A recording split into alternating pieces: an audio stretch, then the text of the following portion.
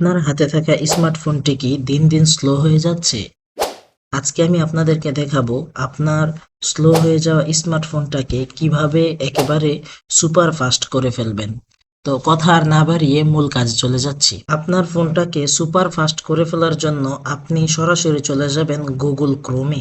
Chrome ব্রাউজারে এসে search বারে আপনাকে মাই অ্যাক্টিভিটি লিখে সার্চ করতে হবে। এখন দেখেন আপনার সামনে এমন একটা ইন্টারফেস আসছে। আপনারা প্রথমে এই যে এই ওয়েবসাইটের মধ্যে একটা ক্লিক করে দিবেন। দেখেন ক্লিক করার পর আপনার সামনে এমন একটা ইন্টারফেস চলে আসছে।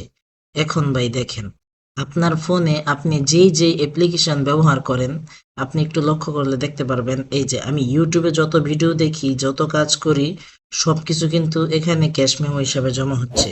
তারপর আমি গুগল প্লে স্টোর থেকে একটা অ্যাপস ডাউনলোড করেছি, সেটাও কিন্তু এখানে দেখা যাচ্ছে।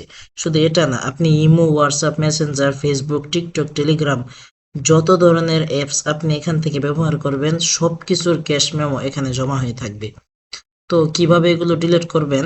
আপনারা এই যে উপরে দেখেন একটা লেখা আসছে ডিলেট, এই ডিলেটের মধ্যে একটা ক্লিক করে দিবেন। তারপর এই যে অলওয়েজ লেখা আসছে, এটার উপর একটা ক্লিক করে দিবেন। ক্লিক করার পর আপনার সামনে এমন একটা ইন্টারফেস আসবে। যতগুলা সফটওয়্যারের হিস্টোরি এখানে জমা হয়েছে, সবগুলো এখানে দেখাচ্ছে।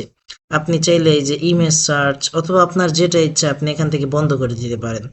এখানে সবগুলো দেখাচ্ছে মানে আমি সবগুলোর হিস্ট্রি এখন ডিলিট করে দিব। নিচে দেখেন একটা নেক্সট লেখা আসছে, এটার উপর একটা ক্লিক করে দিবেন। আবার নিচে ডিলিটে দিয়ে দিবেন, আবার গট ইটে দিয়ে দিবেন।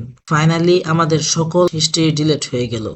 তো আজকের ভিডিওটা আর লম্বা করছি না। আজকের ভিডিওটি আপনার কেমন লেগেছে?